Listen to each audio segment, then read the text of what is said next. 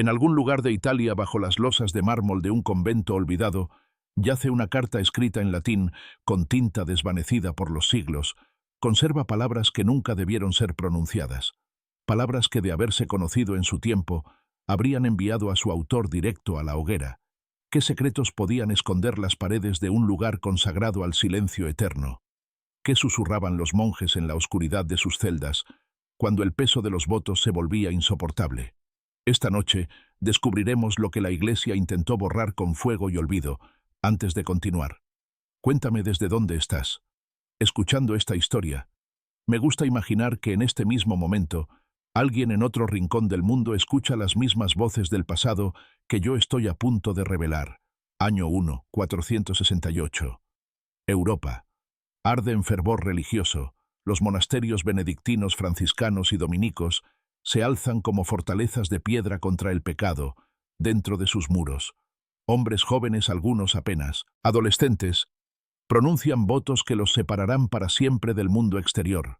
Castidad, obediencia, pobreza, tres palabras que transformarían sus vidas en una batalla eterna contra la carne. El siglo XV fue testigo de una transformación brutal en la vida monástica. Las reformas del Concilio de Constanza habían endurecido las reglas, los superiores exigían vigilancia absoluta, cada gesto, cada mirada, cada pensamiento debía ser purificado, pero hay algo que los historiadores descubrieron en los archivos secretos del Vaticano, en documentos que permanecieron sellados durante 500 años, algo que cambiaría nuestra comprensión de la vida religiosa medieval para siempre. En el archivo secreto, Vaticano bajo la clasificación penitenciaria apostólica, reposan miles de confesiones escritas, cartas de monjes dirigidas al Papa suplicando absolución por pecados tan graves que ni siquiera sus confesores locales podían perdonarlos. Y entre esas cartas hay un patrón que la Iglesia intentó ocultar durante siglos. ¿Habías escuchado alguna vez que la pureza también podía doler? Monasterio de San Benedetto, Florencia. Invierno de 472. El hermano Giovanni da Fiesole tenía 23 años cuando escribió su confesión al Papa Sixtus IV, su carta descubierta por el historiador Peter Howard. En 1998, revela una agonía que trascendía lo espiritual santísimo. Padre, comenzaba su carta en latín medieval. Mi alma sangra bajo el peso de un tormento que no oso nombrar ante mi superior cada noche, cuando el silencio envuelve el dormitorio común. Mi cuerpo despierta con ansias que los azotes no logran acallar. Giovanni había entrado al monasterio a los 14 años. Su familia noble lo había destinado a la vida religiosa como era costumbre. Con los hijos menores, nunca eligió el celibato. Le fue impuesto como destino durante 9 años. Intentó ser el monje perfecto. Ayunaba hasta el desmayo. Se flagelaba 3 veces al día, con un cilicio de cerdas metálicas.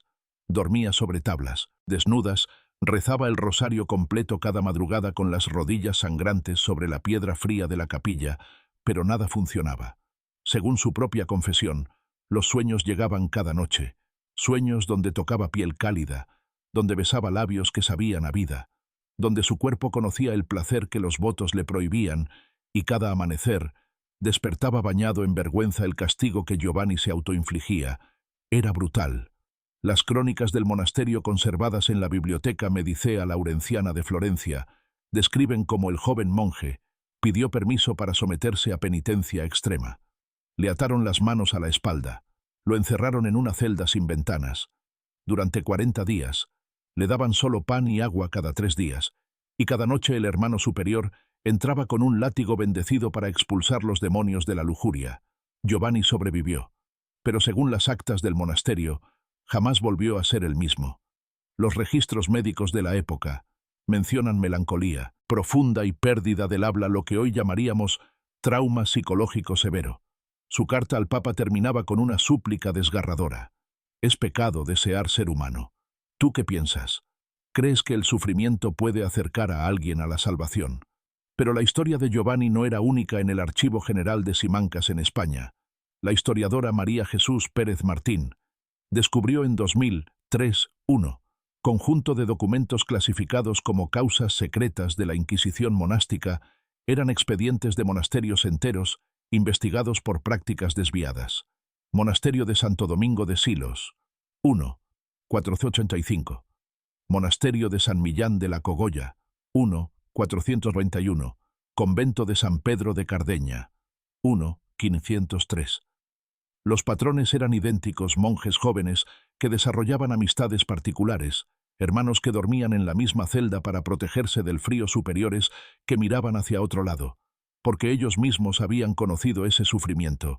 Uno de los documentos más perturbadores es el informe del visitador apostólico sobre el monasterio de Montserrat en 1498. El visitador, enviado directamente por el Papa Alejandro VI, reportó haber encontrado inscripciones grabadas en las paredes de las celdas, frases en latín que los monjes tallaban en la piedra durante las noches de insomnio.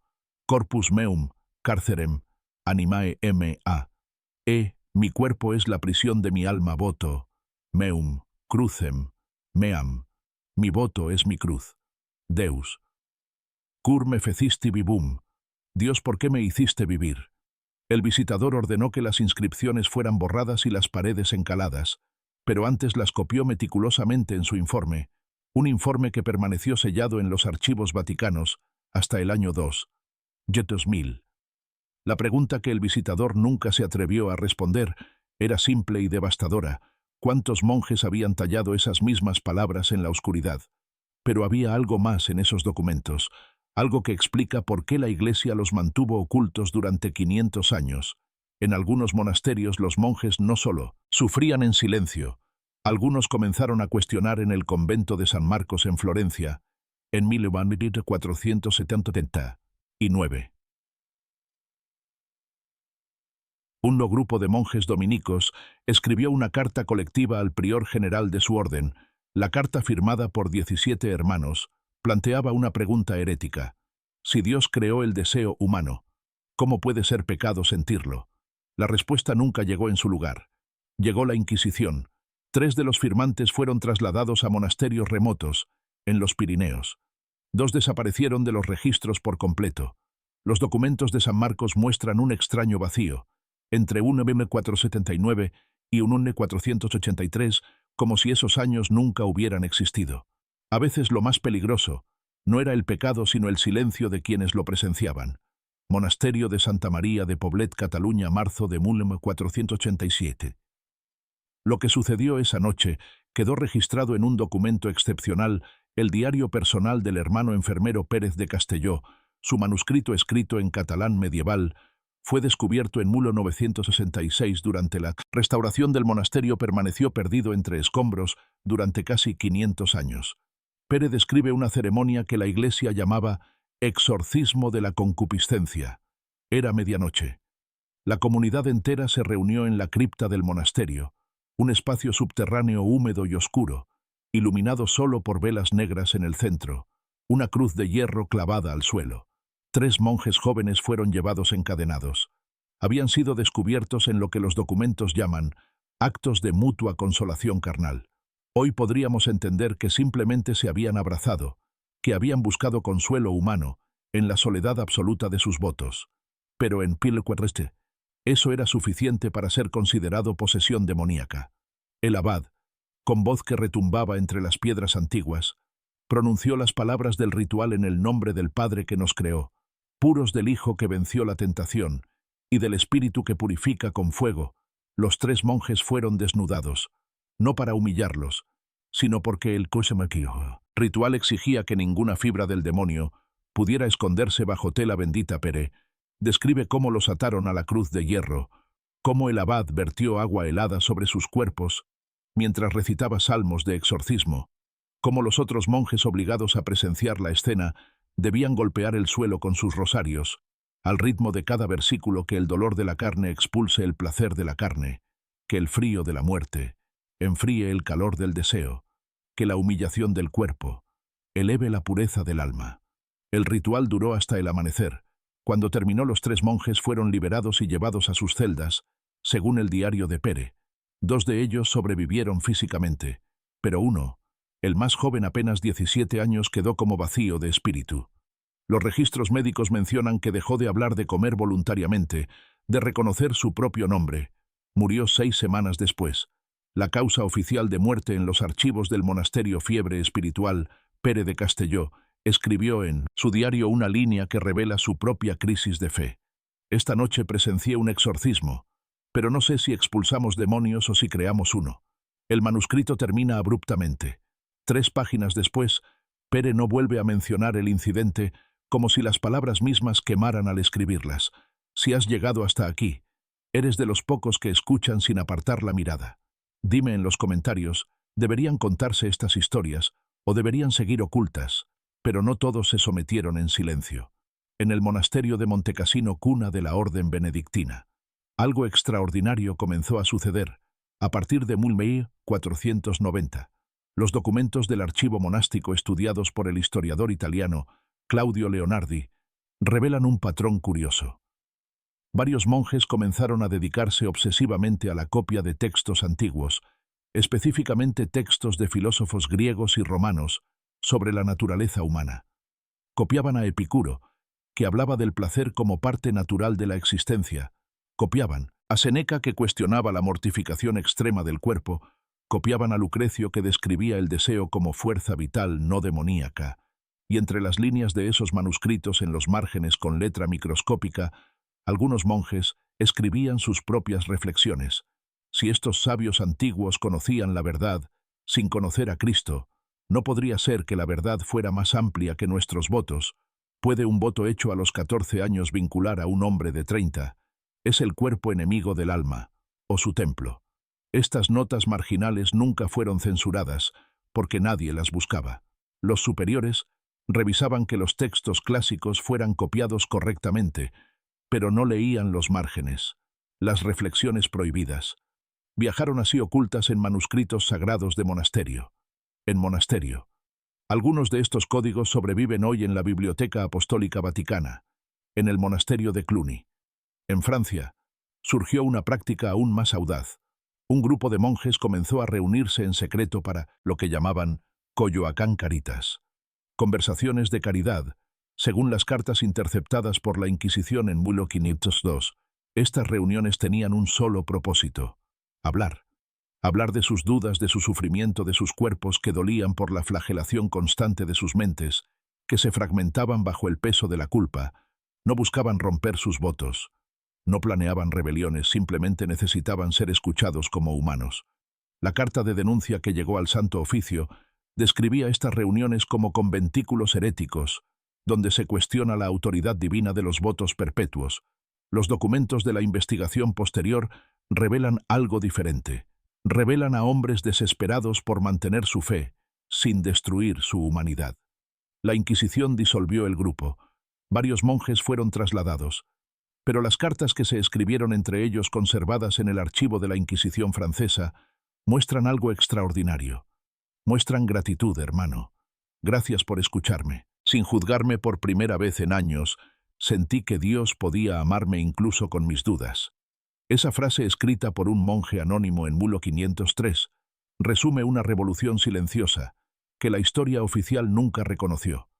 Algunos monjes transformaron el sufrimiento en resistencia, no con violencia, no con apostasía, sino con el simple acto radical de reconocerse humanos, y aunque la Iglesia borró sus nombres de los registros oficiales, sus palabras sobrevivieron escondidas en márgenes de manuscritos, talladas en muros encalados, escritas en cartas que nunca fueron destruidas del todo. Sus ecos permanecen, pero mientras monjes comunes eran torturados por sueños impíos, algo muy diferente sucedía en las altas esferas del poder eclesiástico. El Papa Alejandro VI, quien gobernó la Iglesia de 492 a 503, tuvo al menos 4 hijos reconocidos con su amante Vanosa de Icatanei, uno de ellos, César Borgia. Se convirtió en cardenal a los 18 años. El Papa Julio II, su sucesor de Alejandro, fue acusado públicamente por el fraile Girolamo Savonarola de mantener relaciones con jóvenes de la corte papal. Las actas del juicio de Savonarola, conservadas en el Archivo de Estado de Florencia, registran estas acusaciones. Savonarola fue quemado vivo en 1498, en los monasterios ricos donde vivían los hijos de nobles y cardenales. Las reglas eran interpretadas con flexibilidad. El monasterio de San Giorgio Maggiore en Venecia según las crónicas del embajador francés. En 1495 era conocido como el monasterio de los placeres discretos. Los monjes de familias poderosas recibían visitas privadas, tenían aposentos lujosos, organizaban banquetes con vino y música. Los votos se pronunciaban en público, se olvidaban en privado. Pero en los monasterios pobres, en las órdenes mendicantes entre los hijos de campesinos y artesanos, que formaban 90% de la población monástica, las reglas se aplicaban con brutalidad absoluta. El historiador John Boswell documentó en su obra Cristianismo, tolerancia social y homosexualidad como la persecución de pecados contra natura en monasterios se intensificó precisamente cuando la corrupción en la jerarquía eclesiástica alcanzaba su punto máximo. Era una forma de distracción.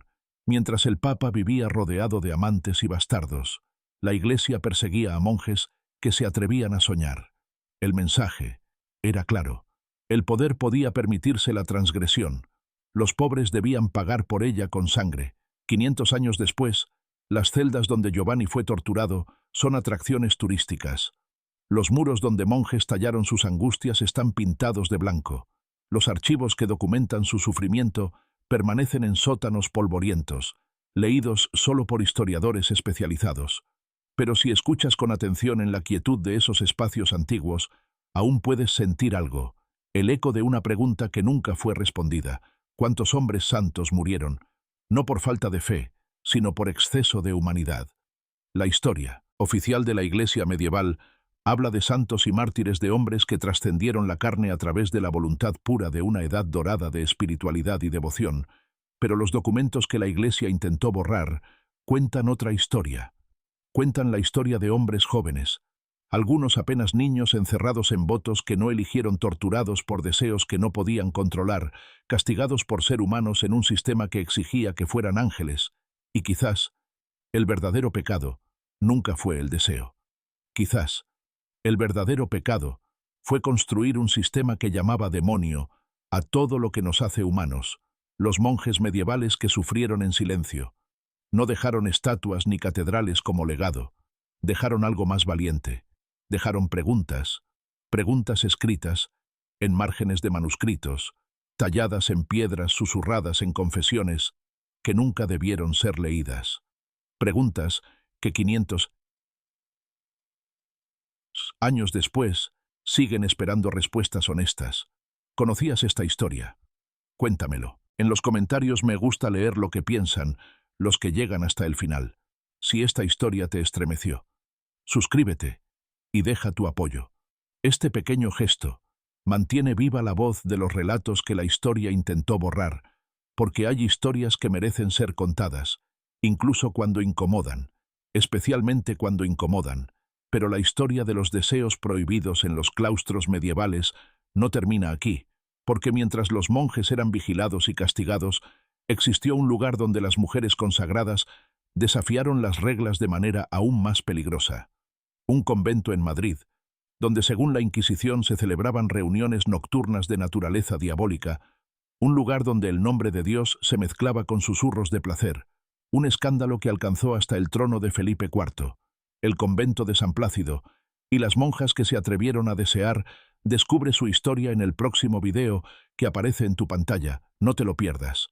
Algunas historias son demasiado peligrosas para ser olvidadas.